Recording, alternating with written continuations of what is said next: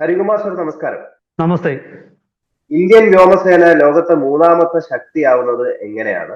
World directory of modern military aircraft ആണ് ഇത്തരത്തിലുള്ള ഒരു കാര്യം അറിയിച്ചുകൊണ്ട് രംഗത്തെത്തിയിരിക്കുന്നത്. എന്ത് മാനദണ്ഡത്തിന്റെ അടിസ്ഥാനത്തിലാണ് ഇങ്ങനെ ഒരു നിഗമനത്തിൽ അവരെത്താനുള്ള കാരണം?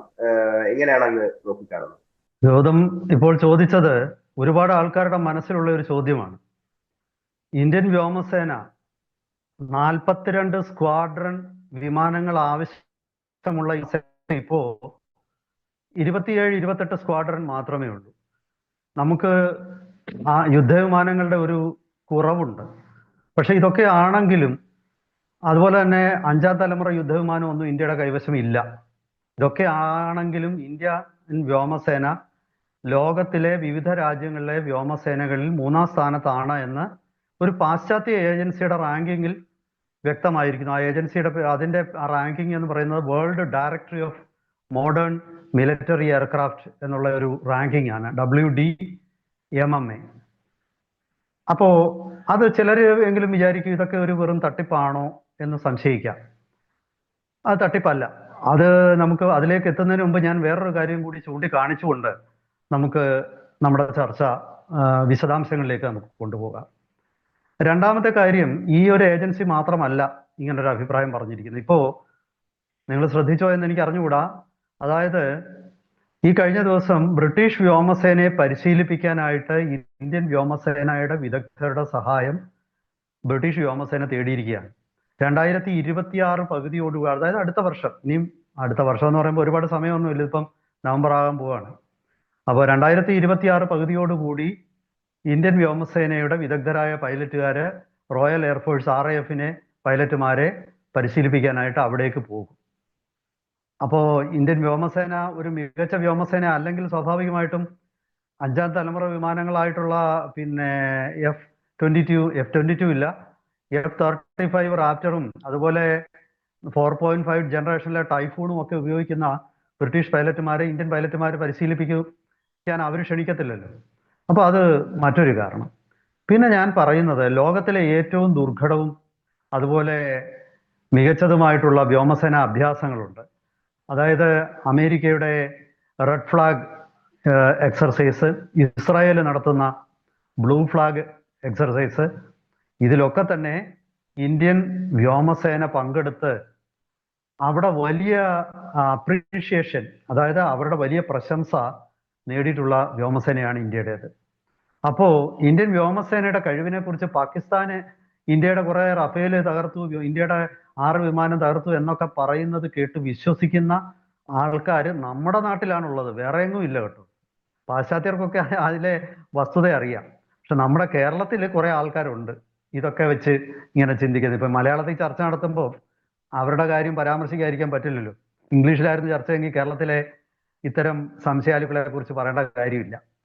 അപ്പോ ഞാൻ പറഞ്ഞു വന്നത്, വ്യോമസേന 3-ാം സ്ഥാനത്തെത്തിയ റാങ്കിങ് എന്ന് പറയുന്നതിൽ ഒട്ടും തന്നെ നിങ്ങൾ സംശയിക്കേണ്ട കാര്യമില്ല. ആ റാങ്കിങ് വസ്തുതകളുടെയും കൃത്യതയുടെയും അടിസ്ഥാനത്തിൽ തന്നെയാണ് ഈ റാങ്കിങ് നടത്തിയിരിക്കുന്നത്. ഇനി നമുക്ക് അതിന്റെ വിശദാംശങ്ങളിലേക്ക് കടക്കാം. ഇപ്പൊ ഞാൻ ആദ്യം തന്നെ പറഞ്ഞു, 5ാം തലമുറ യുദ്ധവിമാനം നമ്മുടെ കൈവശമില്ല. ഇപ്പൊ പാകിസ്ഥാന്റെ കൈവശം ചൈനയുടെ J-10C എന്ന് പറയുന്ന 5ാം തലമുറയാണെന്നൊക്കെ പറയുന്നു. ഇനി അത് വരാനിരിക്കുന്ന J-35 പാകിസ്ഥാൻ ഓർഡർ കൊടുത്തിട്ടുണ്ട്. അത് ഈ 2026 അതിന്റെ ആദ്യ ബാച്ച് അവിടെ എത്തുമെന്ന് പറയുന്നു.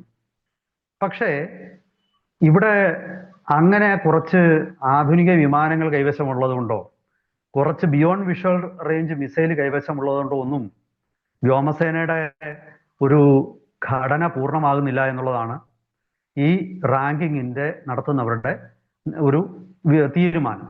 അതായത് അവർ ഇന്ത്യയുടെ മെച്ചമായിട്ട് കാണുന്നത് ഇന്ത്യൻ വ്യോമസേന വളരെ സന്തുലിതമാണ്. ഇന്ത്യൻ വ്യോമസേനയ്ക്ക് അത്യാധുനികമായിട്ടുള്ള ഈ 5ാം തലമുറ അല്ലെങ്കിലും റഫേല്, സുഖോയ് ഇത് രണ്ടും 4.5 തലമുറയാണ്. ആ വിമാനങ്ങൾ ഇന്ത്യയുടെ കൈവശമുണ്ട്. അത് പിന്നെ റഫേല് 36 എണ്ണം, ഇപ്പോ റഫേല് നമ്മുടെ വിമാനവാഹിനി കപ്പലിലേക്കായിട്ട് വീണ്ടും അഡീഷണൽ ഒരു 32 എണ്ണം എത്തുന്നുണ്ട്. അതുകൂടാതെ നമ്മുടെ കൈവശം 270ഓളം സുഖോയ് MK-30 ആയി. ഈ സുഖോയ് MK-30 എന്ന് നമ്മൾ പറയുമ്പോൾ അത് സാധാരണ സുഖോയി അല്ല. നമ്മൾ മനസ്സിലാക്കേണ്ടത് ഇന്ത്യയുടെ കൈവശമുള്ള ഈ റഫാൽ ആണെങ്കിലും അതുപോലെ സുഖോയ് വിമാനമാണെങ്കിലും അതിൽ ഒരുപാട് അപ്ഡേറ്റ്സ് വരുത്തി അത് സാധാരണ പഴയ ഈ വിമാനങ്ങളല്ല. അതിന്റെ സോഫ്റ്റ്വെയർ തൊട്ട് ഇപ്പം സുഖോയുടെ എഞ്ചിൻ വരെ മാറ്റുകയാണ്. അതിന്റെ എയ്സാർ റഡാറുകൾ, അതായത് പിന്നെ electronic warfare suit, AESA radar, അതായത് active electronically scanned array radar എന്ന് പറയുന്ന ഒരേ സമയം ഒരു 35 ടാർഗറ്റുകളെ ട്രാക്ക് ചെയ്യാനും അതുപോലെ തന്നെ അതിലൊരു 10-12 എണ്ണത്തിനെ എൻഗേജ് ചെയ്യാനും ഒക്കെ ശേഷിയുള്ള റഡാറുകളാണ്. ഈ റഡാറുകളുണ്ട്, ഇലക്ട്രോണിക് വാർഫെയർ സ്യൂട്ട് ഉണ്ട്. എല്ലാ ഇപ്പോഴത്തെ 5th ജനറേഷൻ വിമാനങ്ങൾക്കുമുള്ള ഹെൽമെറ്റ് മൗണ്ടഡ് ഡിസ്പ്ലേ എന്ന് പറയുന്നത്, അതായത് ചുറ്റുമുള്ള അവയർനെസ് മുഴുവൻ അല്ലെ ദൃശ്യങ്ങൾ മുഴുവൻ ഹെൽമെറ്റിന് മുന്നിൽ ഘടിപ്പിച്ചിരിക്കുന്ന ഒരു സ്ക്രീനിലൂടെയാണ് പൈലറ്റ് കാണുന്നത്. പിന്നീട് പിന്നെ ജാമിങ് സിസ്റ്റംസ് ഉണ്ട്. അത് ഞാൻ ഇലക്ട്രോണിക് വാർഫെയർ സ്യൂട്ടിനെ കുറിച്ച് പറഞ്ഞപ്പോൾ അതിൽ ഉൾപ്പെടുന്നതാണ് ഈ ജാമിങ് സിസ്റ്റംസ്. അതുപോലെ സിഗ്നൽ സ്ക്രാംബ്ലിങ്, അതുപോലെ അങ്ങനെ പിന്നെ എയർ ടു എയർ മിസൈലുകളാണെങ്കിൽ ഇപ്പോൾ നമുക്ക് നമ്മുടെ തന്നെ ലോക്കൽ പ്രൊഡക്ഷൻ ആയിട്ടുള്ള അസ്ത്ര ഒന്നുണ്ട്. അതുപോലെ അസ്ത്ര 2ഉം 3ഉം തയ്യാറായി വരുന്നു. റഫേലുകൾക്കാകട്ടെ ലോകത്തിലെ ഏറ്റവും ദൂരപരിധി കൂടിയ മെറ്റിയോർ എന്ന് പറയുന്ന beyond visual range air to air missile ഉണ്ട്. പിന്നെ നമ്മൾ റഷ്യയുടെ R-37 ബിയോണ്ട് വിഷ്വൽ റേഞ്ച്, അതായത് ഏതാണ്ട് 300 കിലോമീറ്ററിലധികം റേഞ്ചുള്ള മിസൈൽ വാങ്ങാനായിട്ടുള്ള ചർച്ചകളിൽ ഏർപ്പെട്ടിരിക്കുകയാണ്. ഇസ്രായേല് അവരുൽപ്പാദിപ്പിക്കുന്ന 260 കിലോമീറ്റർ റേഞ്ചുള്ള BVR മിസൈൽ നമുക്ക് തരുന്നു, ഓഫർ ചെയ്തിട്ടുണ്ട്. ഇപ്പോൾ ഇംഗ്ലണ്ടിൽ നിന്നും നമ്മൾ അമേരിക്കയുടെ ആംറാമിന് തുല്യമായിട്ടുള്ള പിന്നെ BVR മിസൈൽ നമ്മൾ വാങ്ങാനായിട്ടുള്ള ലൈറ്റ് വെയിറ്റ് BVR മിസൈൽ വാങ്ങാനുള്ള കരാറിൽ ഒപ്പിട്ട് കഴിഞ്ഞു. അങ്ങനെ ചുരുക്കി പറഞ്ഞാൽ നമ്മുടെ ആയുധങ്ങൾ, വിമാനത്തിൽ ഘടിപ്പിച്ചിരിക്കുന്ന ആയുധങ്ങളെല്ലാം തന്നെ 5ാം തലമുറ യുദ്ധവിമാനങ്ങൾക്ക് ആവശ്യമുള്ള അല്ലെ അതിൽ ഉപയോഗിക്കുന്ന പിന്നെ ആയുധങ്ങളെല്ലാം തന്നെ നമ്മൾക്കുമുണ്ട്. അതാണ് നമ്മളുടെ ഒരു പ്രത്യേകത. ഇപ്പോൾ ഞാൻ പറഞ്ഞത് ഇത് യുദ്ധവിമാനങ്ങളാണ്. ഏറ്റവും ആധുനികമായ ട്രാൻസ്പോർട്ട് വിമാനങ്ങൾ നമുക്കിപ്പോൾ ഉണ്ട്. ബോയിങ്ങിന്റെ പിന്നെ വിമാനങ്ങളുണ്ട്. അതുപോലെ തന്നെ ആന്റി സബ്മറൈൻ വിമാനങ്ങൾ, പോസിഡോൺ എന്ന് പറയുന്ന വിമാനം അമേരിക്കയുടെ കൈവശം നിന്നും ഇന്ത്യ വാങ്ങിച്ചിട്ടുണ്ട്. പണ്ടൊക്കെ ആണെങ്കിൽ ഡോർണിയർ ആയിരുന്നു. ഇപ്പോൾ നമുക്ക് ബോയിങ്ങിന്റെ പിന്നെ പാസഞ്ചർ വിമാനം, അതായത് മിലിറ്ററി പാസഞ്ചർ വിമാനങ്ങൾ, ബോയിങ്ങിന്റെ വിമാനങ്ങൾ ഇന്ത്യയിൽ തന്നെയാണ് നിർമ്മിക്കുന്നത്. ടാറ്റയും ബോയിങ്ങും കൂടെ ചേർന്ന് ഗുജറാത്തിൽ അതിന്റെ നിർമ്മാണം തുടങ്ങിയിരിക്കുകയാണ്. അപ്പൊ നമുക്ക് വേണ്ട ഒരു ഇൻഫ്രാസ്ട്രക്ചർ നമുക്ക് ഇന്ത്യയിൽ രൂപപ്പെട്ടു വരികയാണ്, ഒരു ഇക്കോസിസ്റ്റം. അതായത് പിന്നെ ഒരു വിമാന നിർമ്മാണത്തിന്, യുദ്ധവിമാന നിർമ്മാണത്തിനുള്ള ഇക്കോസിസ്റ്റം ഇന്ത്യയിൽ രൂപപ്പെട്ടു വരുന്നു. ഇന്ത്യയുടെ സ്വന്തം യുദ്ധവിമാനമായ ലൈറ്റ് കോമ്പാറ്റ് എയർക്രാഫ്റ്റ് തേജസ് 1A, അതിൽ ഞാൻ ഈ പറഞ്ഞ എല്ലാ ആയുധങ്ങളുണ്ട്. ഹെൽമെറ്റ് മൗണ്ടഡ് ഡിസ്പ്ലേ ഉണ്ട്, അതുപോലെ BVR മിസൈലുകളുണ്ട്, ഇലക്ട്രോണിക് വാർഫെയർ സ്യൂട്ട് ഉണ്ട്. എല്ലാം അടങ്ങുന്ന ഈ തേജസ് LCA തേജസ് 1A ഇന്നലെ അതിന്റെ ആദ്യത്തെ 2 വിമാനങ്ങൾ പരീക്ഷണ പറക്കൽ നടത്തി. കുറച്ച് ദിവസങ്ങൾക്കുള്ളിൽ തന്നെ അത് വ്യോമസേനയ്ക്ക് കൈമാറും. ഈ 2026 അത്തരം 24 വിമാനങ്ങൾ ഒരു വർഷം നിർമ്മിക്കാനുള്ള ശേഷി ഇപ്പോൾ HAL കൈവരിച്ചിട്ടുണ്ട്. ബാംഗ്ലൂരിൽ 2 പ്രൊഡക്ഷൻ ലൈൻ ഉണ്ട്. അതുകൂടാതെ മഹാരാഷ്ട്രയിലെ നാസിക്കിൽ മറ്റൊരു പ്രൊഡക്ഷൻ ലൈനും തയ്യാറായിരിക്കുകയാണ്. അതുപോലെ പരിശീലനത്തിനായിട്ട്, ട്രെയിനിങ്ങിനായിട്ടുള്ള പിന്നെ വിമാനങ്ങൾ സ്വന്തമായിട്ട് ഇന്ത്യ നിർമ്മിക്കുന്നുണ്ട്. നമ്മുടെ ട്രെയിനിങ് ഇക്കോസിസ്റ്റം വളരെ മെച്ചപ്പെട്ടതാണ്. അതാണ് പലപ്പോഴും വ്യോമസേനയെ കുറിച്ച് കൃത്യമായ ഒരു വിലയിരുത്തൽ വ്യോമസേനയെ 3ാം റാങ്കിലേക്ക് കൊണ്ടുവന്നു. പിന്നീട് ഇന്ത്യയുടെ ഹെലികോപ്റ്ററുകൾ എടുത്തു നോക്കിക്കഴിഞ്ഞാൽ ലോകത്തെ ഏറ്റവും കൂടുതൽ ഉയരത്തിൽ പറക്കാൻ കഴിയുന്ന ഫൈറ്റർ ആക്രമണ ഹെലികോപ്റ്റർ ഇന്ത്യ സ്വന്തമായിട്ടാണ് നിർമ്മിക്കുന്നത്. പ്രചണ്ഡ് എന്ന പേരിട്ടിരിക്കുന്ന ലൈറ്റ് കോമ്പാറ്റ് ഹെലികോപ്റ്റർ ഇന്ത്യ സ്വന്തമായിട്ട് നിർമ്മിക്കുന്നുണ്ട്. അതുകൂടാതെ അമേരിക്കയുടെ ഏറ്റവും മികച്ച ഹെലികോപ്റ്ററായ MH റോമിയോ, അതുപോലെ തന്നെ അപ്പാഷെ ഹെലികോപ്റ്റർ, ഇതെല്ലാം തന്നെ ഇന്ത്യക്കുണ്ട്. അപ്പോൾ അക്കാര്യത്തിലൊന്നും ഇന്ത്യ പിറകിലല്ല. അത് മാത്രമല്ല, ലൈറ്റ് യൂട്ടിലിറ്റി ഹെലികോപ്റ്ററുകൾ വലിയൊരു നിര തന്നെ നമുക്കുണ്ട്.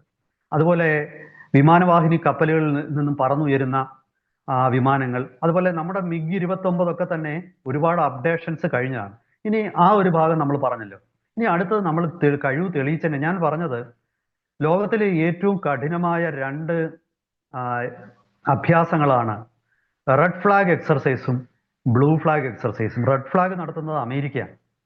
ആ 2024 റെഡ് ഫ്ലാഗ് എക്സർസൈസിൽ അമേരിക്കൻ വ്യോമസേനയുടെ പ്രകടനത്തെക്കാൾ മെച്ചമായിരുന്നു ഇന്ത്യൻ വ്യോമസേനയുടെ പ്രകടനം എന്നാണ് അവർ തന്നെ വിലയിരുത്തിയത്. റഫാൽ ഉൾപ്പെടെയുള്ള വിമാനങ്ങളെ നമ്മൾ അവിടെ അണിനിരത്തിയിരുന്നു. അമേരിക്കയിലെ നവാദ മരുഭൂമിയിലാണ് ഈ അഭ്യാസ പ്രകടനങ്ങൾ നടക്കുന്നത്. അമേരിക്കൻ ഫൈറ്റർ ജെറ്റുകൾ, യൂറോപ്യൻ ഫൈറ്റർ ജെറ്റുകൾ, അതായത് ഫ്രാൻസിന്റെയും ജർമ്മനിയുടെയും ബ്രിട്ടന്റെയും ഒക്കെ ഉൾപ്പെടെയുള്ള ലോകത്തിലെ എല്ലാ അത്യാധുനിക പിന്നെ വ്യോമസേനകളും അതിൽ പങ്കെടുക്കുന്നുണ്ട്. അവിടെ കോർഡിനേഷൻ ഒരു ഭാഗം റിയൽ സിറ്റുവേഷനെ സിമുലേറ്റ് ചെയ്തുകൊണ്ട്, സിമുലേഷൻ എന്ന് പറഞ്ഞാൽ കമ്പ്യൂട്ടറിലല്ല ഞാൻ ഉദ്ദേശിക്കുന്നത്, അതായത് റിയൽ ടൈം കണ്ടീഷനിൽ എങ്ങനെയാണ് യുദ്ധം നടക്കുന്നത് അതേ രീതിയിൽ ഉള്ള അഭ്യാസമാണ്. അവിടെ പലപ്പോഴും അമേരിക്കയുടെ ഈ സ്റ്റെൽത്ത് വിമാനങ്ങളെ ലോക്ക് ചെയ്യാന്ന് പറഞ്ഞാൽ ഒരു മിസൈല് ഒരു വിമാനത്തിൽ ലോക്ക് ചെയ്ത് കഴിഞ്ഞാൽ പിന്നെ അത് തൊടുത്തുവിടേണ്ട കാര്യമേ ഉള്ളൂ. ലോക്ക് ചെയ്ത് കഴിഞ്ഞാൽ വിമാനം നശിച്ചു എന്ന് ഓൾമോസ്റ്റ് അങ്ങനെയാണ് വ്യോമസേനയിൽ അവർ പറയുന്നത്. അങ്ങനെ ലോക്ക് ചെയ്യാൻ ഇന്ത്യക്ക് സാധിച്ചു. അപ്പൊ അത് അമേരിക്കയെ പോലും അത്ഭുതപ്പെടുത്തി. പിന്നെ അവരുമായിട്ട് കോർഡിനേറ്റ് ചെയ്യുക, അവരുമായിട്ട് ഇൻഫർമേഷൻ ഷെയർ ചെയ്തുകൊണ്ട് നടത്തുന്ന സിങ്ക്രണൈസ്ഡ് അറ്റാക്കുകൾ, ഇതെല്ലാം തന്നെ ഇന്ത്യൻ വ്യോമസേന ഇതിൽ വളരെ മികച്ച പ്രകടനം നടത്തി. അതിനു മുമ്പ് വർഷങ്ങളായിട്ട് ഇസ്രായേലിന്റെ ബ്ലൂ ഫ്ലാഗ് എക്സർസൈസിൽ നമ്മൾ പങ്കെടുക്കുന്നുണ്ട്. അതായത് ആ ബ്ലൂ ഫ്ലാഗ് എക്സർസൈസിൽ ഇസ്രായേൽ എന്തുകൊണ്ടാണ് ഇന്ത്യയെ ക്ഷണിക്കുന്നത്? വെറുതെ ഇന്ത്യക്ക് ഒരു പരിചയം നൽകാം, ഇന്ത്യൻ വ്യോമസേനയെ ഒന്ന് നന്നാക്കിയെടുത്ത് അവരെ ഒന്ന് രക്ഷിച്ചെടുക്കാം എന്നുള്ള ഒരു മഹാമനസ്കത കൊണ്ടൊന്നും അല്ല ഇസ്രായേൽ ആണെങ്കിലും അമേരിക്ക ആണെങ്കിലും നമ്മളെ ക്ഷണിക്കുന്നത്. അവർക്ക് ഇന്ത്യൻ വ്യോമസേനയുടെ പ്രകടനത്തിൽ മതിപ്പുള്ളത് കൊണ്ടാണ്. അതായത് ഇന്ത്യൻ വ്യോമസേനയ്ക്ക് മരുഭൂമികളിലൂടെ ആക്രമണം നടത്താനുള്ള പരിശീലനമുണ്ട്. ഉയർന്ന പർവ്വത നിരകൾ, ഹിമാലയത്തിന്റെ മുകളിലൂടെ പറക്കുക എന്ന് പറഞ്ഞാൽ പോലും പലർക്കും അത് ചിന്തിക്കാൻ പറ്റാത്തതാണ്. അവിടെ നമുക്കുണ്ട്. ഡ്രോണുകളുമായിട്ട് കോർഡിനേറ്റഡ് ആയിട്ടുള്ള അറ്റാക്ക് നടത്താൻ ഉള്ള ശേഷിയുണ്ട്. അതുപോലെ ground control system, air command and control, ഇന്ത്യയുടെ air command and control system artificial intelligence ഉൾപ്പെടെ ഉപയോഗിക്കുന്ന വളരെ മികച്ച ഒരു കമാൻഡ് ആൻഡ് കൺട്രോൾ സിസ്റ്റമാണ്. ഇങ്ങനെയുള്ള ആധുനിക ഇൻപുട്ടുകളെല്ലാം ഉപയോഗിച്ച് പല രീതിയിൽ, അതായത് ഗ്രൗണ്ട് കൺട്രോൾ സ്റ്റേഷനുകൾ, അവാക്സ് വിമാനങ്ങൾ, അതുപോലെ മറ്റു വിമാനങ്ങളുമായിട്ട് ഡേറ്റ എക്സ്ചേഞ്ച്, ഇതെല്ലാം ഉപയോഗിച്ച് വളരെ കൃത്യമായിട്ട് ഒരു കോർഡിനേറ്റഡ് അറ്റാക്ക് നടത്തുന്ന ഒരു വ്യോമസേനയാണ്. ഈ കഴിവാണ്, ഈ ആധുനിക സിസ്റ്റം കൃത്യമായിട്ട് ഉപയോഗിക്കാനുള്ള കഴിവുകളാണ് ഇന്ത്യൻ വ്യോമസേനയെ മൂന്നാം സ്ഥാനത്തേക്ക് എത്തിച്ചിരിക്കുന്നത്. എനിക്കുറപ്പുണ്ട് നമ്മുടെ നാട്ടിലെ ഇപ്പൊ LCA തേജസ് 1A ആയതേ ഉള്ളൂ. LCA തേജസ് 2 കഴിയുമ്പോഴേക്കും നമ്മൾ റഷ്യയുടെ മുന്നിലെത്തും. പിന്നെ അമേരിക്ക മാത്രമേ ഉള്ളൂ നമ്മുടെ മുന്നിൽ. തീർച്ചയായിട്ടും വരും ദിവസങ്ങളിൽ ഇന്ത്യൻ വ്യോമസേന ഇന്ത്യയുടെ അഭിമാനമാകും, ലോകത്തിന്റെയും രക്ഷകരാകും എന്നുള്ള കാര്യത്തിൽ ഞാൻ പറയുമ്പോൾ നിങ്ങൾ കൂടുതൽ അത് അതിശയോക്തിയായിട്ടൊന്നും കരുതണ്ട. ഞാൻ യാഥാർത്ഥ്യത്തെ ഒരല്പം ഒന്ന് കുറച്ചാണ് ഇപ്പൊ സംസാരിച്ചത്. തീർച്ചയായിട്ടും വരും ദിവസങ്ങളിൽ നമുക്ക് ഇന്ത്യയുടെ റാങ്കിങ് ഒരു പടി കൂടെ ഉയരും എന്ന് തന്നെ നമുക്ക് പ്രതീക്ഷിക്കാം. എന്തായാലും കൂടുതൽ അപ്ഡേറ്റ്സുമായിട്ട് വരുന്ന ദിവസങ്ങളിൽ നമുക്ക് പ്രേക്ഷകരെ സമീപിക്കാം. Thank you.